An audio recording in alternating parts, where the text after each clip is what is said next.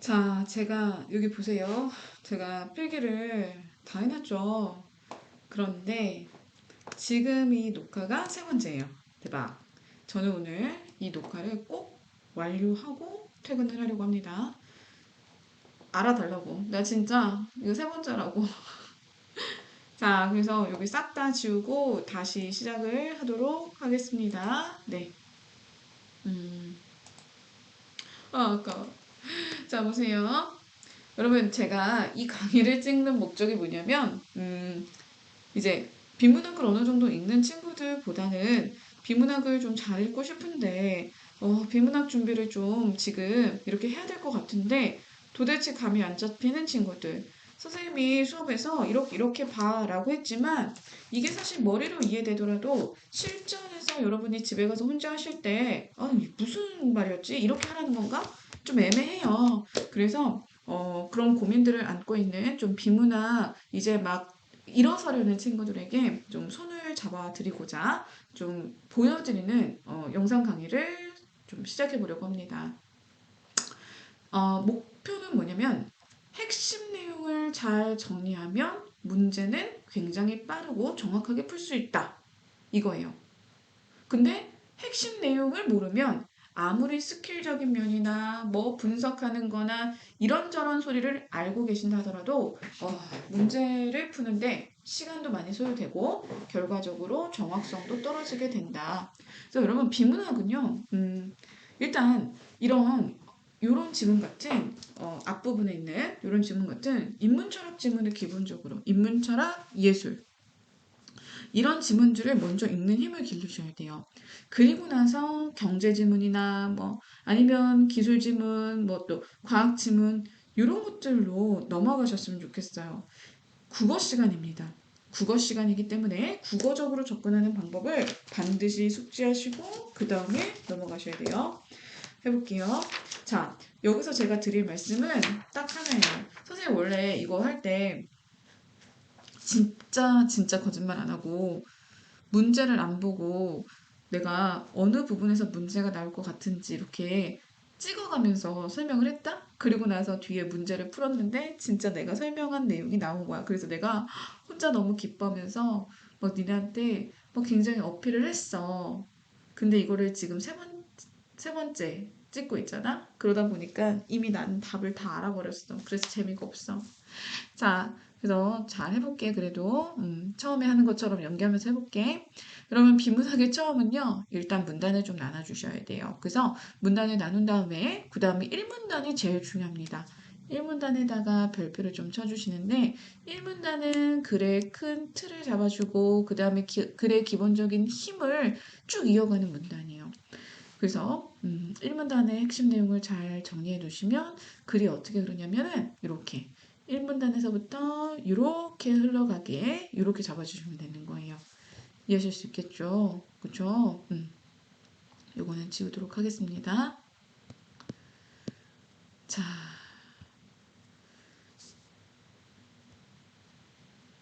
그 다음에 이제는 뭘 하셔야 되냐면 선생님 뭐 강조할 거지? 야, 주어만 찾아. 그 다음에 주어 찾을 수 있으면 주어랑 호응어는 서술어만 찾아. 나 이거 정리할 거야. 진짜 우리 노베 친구들 정말 비문학 정말 너무 많이 틀리는 친구들 한번 같이 해봐요. 생태학이라는 개념을 처음 사용한 에른스트 해켈은 주어 끝났어. 그 다음 넘어가자. 알도 레오폴드는 여기 바로 앞에 주어가 있네. 그 다음에 그는 새로운 사람이 안 났으니까 알도 레오폴드가 그겠네. 그 다음에 여기 문장이 끊어졌고 쉼표 있으니까 그가 남긴 모래군 12달은 이게 주어요. 그 다음에 이 책에 수록된 땅의 윤리에는 이게 주어요. 자, 제가 지금 밑줄 친 게 주어예요. 여러분 같은지 한번 보세요. 근데 여기 쉼표 있죠? 쉼표 있으면 이거 문장 끊어진 거거든? 그래서 여기도 주어예요. 됐어요? 그러면은 하나, 둘, 셋, 넷, 다섯, 여섯 개 주어 나오는 것 같아요. 이거보다 조금 부족해도 괜찮습니다. 괜찮아요. 그 다음에 이제 호응하는 서술어 찾으러 가볼게요. 호응하는 서술어. 헤른스트 해켈은 학문이라고 하였다. 됐니? 알도 레오폴드는 재고해봤다.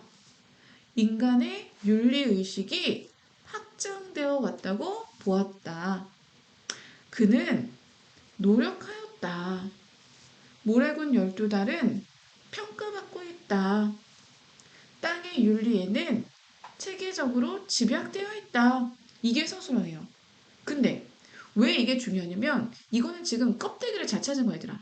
껍데기를 찾은 거고 이제 이 껍데기를 기준으로 알맹이를 찾으러 갈 거야. 이 알맹이 찾는 연습을 시키고 싶은 거거든.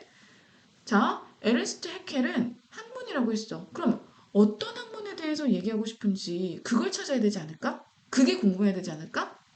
어떤 학문? 동그라미 생태학. 생태학을 어떤 학문이라고 했어? 관계에 대해서 연구하는 학문이래. 생태학은 관계. 야, 학문이니까 당연히 연구하지 않겠니? 나는 그렇게 생각하는데 관계에 대해서 연구하는 학문이야. 무엇과 무엇의 관계? 동물과 외부 세계와의 관계. 알도 레오폴드는 재고해봤어. 재고한다는 건 이제 생각해봤다는 거야. 계속 생각을 했대. 무엇에 대해서 생각을 했을까? 인간의 윤리 문제를 생각을 했대. 그렇구나. 근데 인간의 윤리 문제를 어떻게 생각했대? 생태학이라는 새로운 학문의 입장에서. 생태학은 학문이다. 그 생태학의 입장에서 인간의 윤리 문제를 생각해봤다. 그랬더니 핵심어를 물고 가네요. 계속. 인간의 윤리의식이 확장되어 왔다. 여러분, 근데 국어 시간이죠. 여기 확장에다가 별표를 칩시다. 확장이라는 단어가 보인다는 건 국어적으로 봤을 때 어디에서 어디로 뭔가 넓어진다는 거야. 그래서 이거는 방향성을 물어보는 문제로 많이 나왔어, 그동안. 그리고 문제도 나오더라고.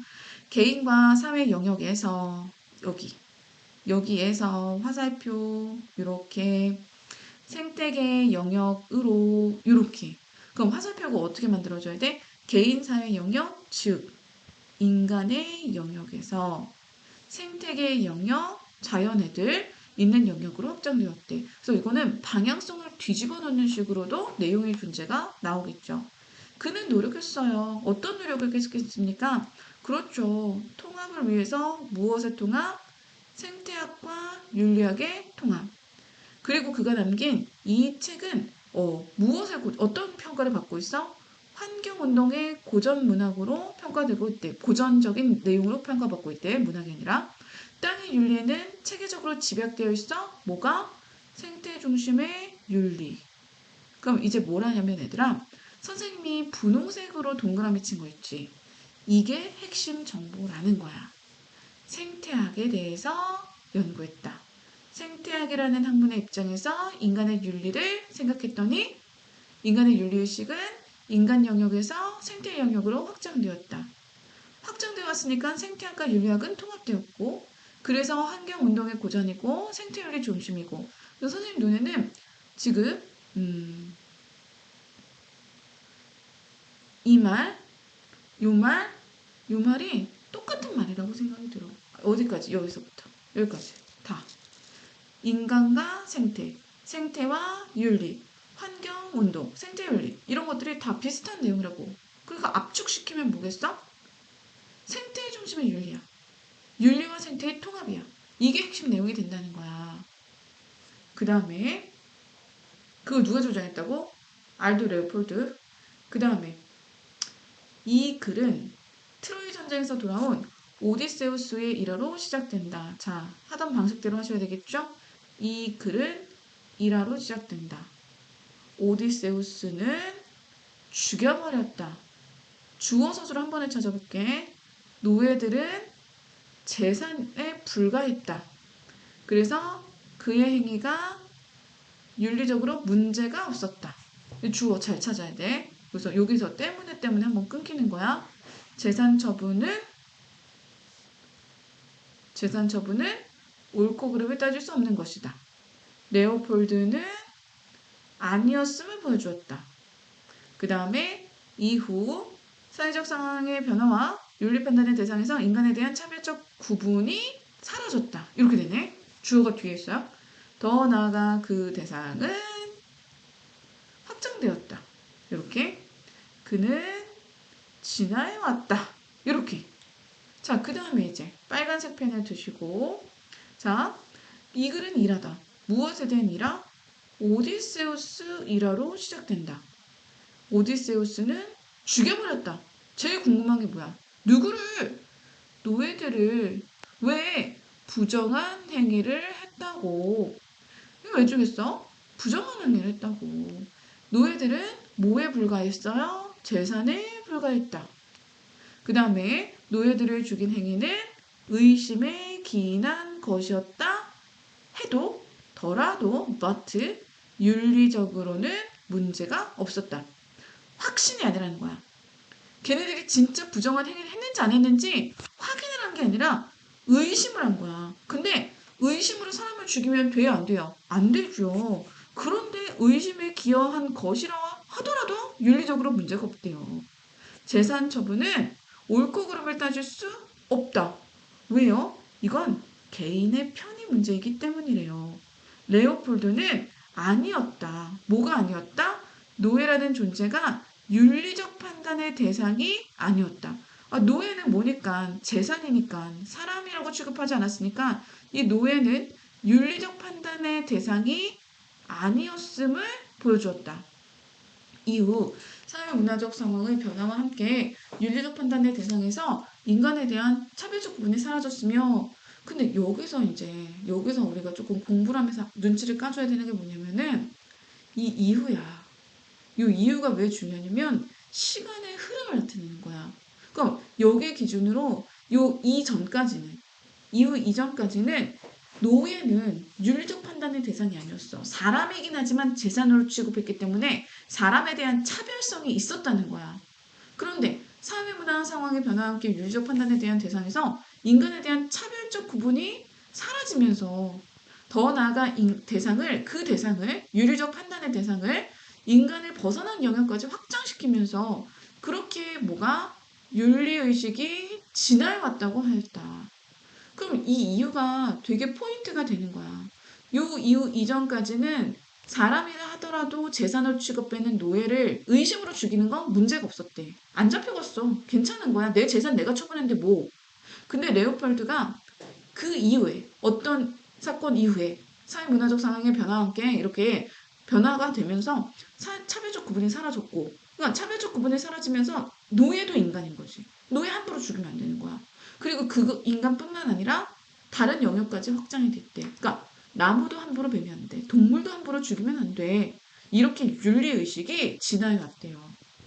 그는 지금까지 진화된 윤리에는 하나의 공통된 전제가 있다고 했는데, 자, 주어 찾읍시다. 그는, 여기 문장 하나만 끊죠? 뭐가 있어? 전제가 있다고 했어요. 그는 전제가 있다고 했다. 인간이 뭐다? 구성원이다. 자, 그 다음에 개념이 땅의 윤리다. 그 다음에 땅의 윤리는 끊어야 되겠죠? 땅의 윤리는 변화시킨다. 그 다음에 존중을 수반한다. 왜냐하면 주어가 땅의 윤리를 갖기 때문에 요게 이렇게도 한번 호응하고 저렇게도 한번 호응이 되는 거예요. 레오폴드는 주어 레오폴드는 제시하며 지금까지 인간의 활동으로만 설명한 역사적 사건들이 상호작용의 결과였다고 하였다. 그리고 인간은 생명체의 구성원에 불과하며 요 불과하며라는 뉘앙스 좀 잘 봐줘. 인간이 되게 절대적인 존재가 아니라는 거야. 인간은 생명 공동체 중에 구성원 중 하나에 불과하며 땅이라는 생명 공동체가 중요하다는 것이 역설이다. 이때 역설은 강조한다는 뜻이지. 그러면 자 이제 핵심 정보 찾아보자. 지금은 이렇게 해서 언제 읽어요? 이런 생각하면 안 돼. 지금은 니네가 글 읽는 힘 자체를 길러야 돼. 하다 보면 돼.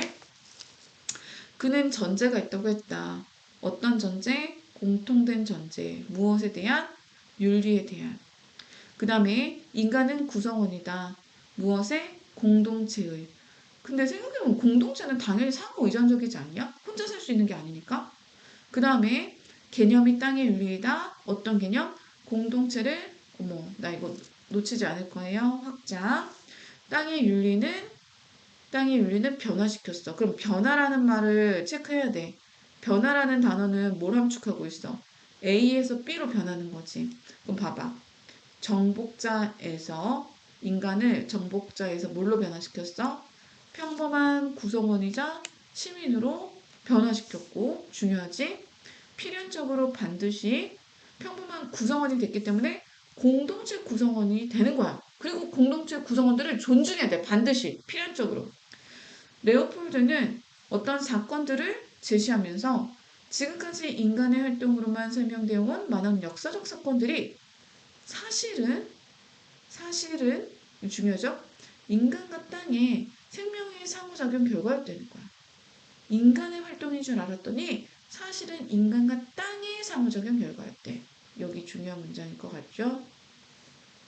이를 통해 인간이 사실상 땅이라는 생명 공동체 구성원에 불과하며, 그러니까 인간은 구성원 중 하나일 뿐이며, 이 똑같은 내용 계속 나오네. 땅이라는 생명체가 얼마나 중요한지 역설을 했다. 그 땅이 중요하다는 거지. 인간은 안 중요하다는 게 아니야. 땅이라는 생명 공동체의 구성원 중 하나라는 거지. 그 다음 똑같이 읽겠습니다. 레오폴드는 부정하지는 않았다. 뭘 부정하지 않았는지 꼭 봐야 될 것 같아.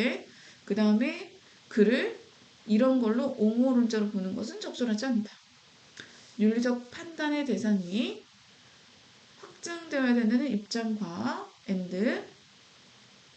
자원으로 사용할 수 있다는 입장은 양립할 수 없다. 그러나 윤리적 판단의 대상을 하나의 개체가 아니라 이거 A가 아니라 공동체 전체로 볼 때 문제는 해소될 수 있다. 문제가 해소된다. 하나의 개체가 아니다. 그리고 공동체 전체 문제로 볼 때 문제가 해소된다. 그 다음에 윤리적 지위를 부여받은 것이 공동체 전체 라면, 면치기, 옳고 그름의 판단은 어떤 결과를 초래했느냐에 따라서 달라지게 된다. 그래서 땅이라는 공동체에 부정적인 영향을 미치지 않는 한 식물이나 동물이라는 하나의 개체는 자원이 될 수 있는 것이다. 자, 가운데 또만 읽어봅시다. 레오폴드는 부정하지 않았다. 뭘 부정하지 않았어? 인간의 이익을 위해서 자연물을 자원으로 활용할 수 있고 사용할 수 있는 이게 뭐야? 자연을 도구화시킨다는 거거든. 이런 거는 좀 봐줘야지. 많이 나왔었으니까. 자연물 자체로 너무너무 소중해서 절대로 해쳐서는 안 되는 그런 존재가 아니라 인간의 이익을 위해서 나무를 벨 수도 있고 또 동물을 죽일 수도 있다라는 입장을 부정하지 않았대. 이거 별로. 그래서 이 사람을 자연 옹호론자라고 볼 수는 적절하지 않대. 윤리적 판단의 대상이 동물, 식물까지 확장되어야 된다는 입장과 동물이나 식물을 자원으로 사용할 수 있다라는 입장은, 그러니까 얘네는 윤리적인 대상이야 라는 입장과 얘네는 도구적인 대상이야 라는 입장은 서로 동시에 설 수 없는 것처럼 보인다. 이거 언뜻 뭐뭐하는 것처럼 보인다. 내가 이걸 아까 찍었거든. 여기서 문제가 나온다고. 100% 나온다고. 그러나 뭐야? 언뜻 보면 양립할 수 없는 것처럼 보인다. 그러나 양립할 수 있다야. 그래서 봐봐. 윤리적 판단의 대상을 하나의 개체가 아니라 공동체 전체라고 볼 때는 이 문제가 해소될 수 있대. 이 문제는 이거야. 양립할 수 없는 것처럼 보이는 문제는 해소될 수 있다. 문제가 어떻게 해소되는지 보자. 윤리적 지위를 부여받는 것이 공동체 전체라면 옳고 그름의 판단은 하나의 개체가 아니라 공동체 전체에 어떤 결과를 초래하느냐에 따라서 결과 초래에 대해서 달라지게 된다. 따라서 땅이라는 공동체 전체에 부정적인 영향을 미치지 않는 한 식물과 동물이라는 개체는 하나의 자원이 될 수 있다. 그래서 식물이나 동물은 자원이 될 수 있대요. 근데 자원이 무조건 되는 게 아니라 공동체 전체에 부정적 영향을 미치지 않을 때. 근데 만약에 어떤 식물을 막 베었어. 근데 누군가한테 해가 됐어. 그럼 그거는 안 된다는 거야. 마지막 레오폴드의 주장은 어떤 것은 그것이 생명체 온전함. 레오폴드의 주장은 주어져. 레오폴드의 주장은 이런 문장 속에 직결될 때 레오폴드의 주장은 보존하는 경향이 따라 옳다라는 말에 집약이 되어 있대. 그 다음에 이 말은 뭐뭐 해야 한다는 것이다. 그럼 뭐 해야 된다는 것일지 봐야 되겠지? 이와 같이 생태윤리은 획기적인 것이지만 비판의 대상이 되기도 한다. 이게 중요한 거겠죠. 여기서 이 문단에서는 비판점을 얘기하는 거야. 생태학적 사실 그 자체만으로는 생태계의 온전성과 안정성이 중요한 윤리적 가치라는 것을 증명해주지 않는다. 는에도 불구하고 생태계의 온전성, 안전성을 윤리적 판단 기준이라고 삼는 것이다. 여기가 어렵다. 여기 미리 볼고 갈까? 자, 비판의 대상이 됐어요. 비판의 대상이 됐으면 뭐가 비판의 대상이 되는지 봐야 되겠죠. 오류를 범하고 있는 점에서 비판의 대상이 된대요. 사실적 판단을 윤리적 판단과 동일시했나 봐. 무슨 말인지 잘 모르겠지만 있는 그대로 보는 거야. 그게 오류래. 무슨 말이지? 부연을 해줄 거야. 생태학적 사실 그 자체만으로 윤리적 가치를 증명해주지 않음에도 불구하고 굳이 사실이 윤리적이다 이렇게 말할 수는 없는데 생태계 온전성과 안전성을 바로 윤리적 판단의 기준으로 삼고 있다는 여지를 남기고 있는 것이야. 윤리적 가치를 증명해주지 않는데 그걸 윤리적 판단의 기준으로 삼고 있대. 다시 어떤 사실 자체가 윤리라고 볼 수 없죠. 그런데 이 사실 자체를 뭘로 삼고 있다는 거야? 윤리적 판단의 기준으로 삼고 있다는 거야. 이상하잖아. 모호하잖아. 모순되잖아. 또한 개체와 전체의 관계에서 후자, 전체를 전자, 개체보다 우선시함으로써 개체가 희생될 수 있는 여지를 남기고 있다는 점에서 그러니까 개체와 전체가 있으면 전체를 더 중요시하는 거야. 그럼 전체를 위해서 누가 희생돼야 되는 거야? 개체, 한 개의 개체가 희생될 수 있다는 여지를 남기고 있대. 그렇다면 생물 공동체를 위해서 식물, 동물도 희생이 될 뿐만 아니라 누구도 그러면 인간의 희생 가능성도 정당화하고 있기 때문에 만약에 전체를 위해서 인간을 죽여야 돼. 죽여야 된다는 거야? 그건 이상하지 않느냐? 이렇게 얘기를 하고 있는 거지. 됐어요? 자, 그래서 여기 보시면은 여러분 지금 우리가 제 내용이 남아야 되는 게 뭐냐면은 이제 윤리적 가치 기준, 윤리적 역영이 인간한테뿐만 아니라 옛날에는 아주 옛날에 그 오디세우스 일화 나올 때는 인간도 차별을 두고 노예 같은 애들은 윤리적 판단 기준의 범위에 들어오지 못했어. 근데 이제 사람에 대한 차별이 없어지면서 모든 사람은 다 윤리적 대상이야.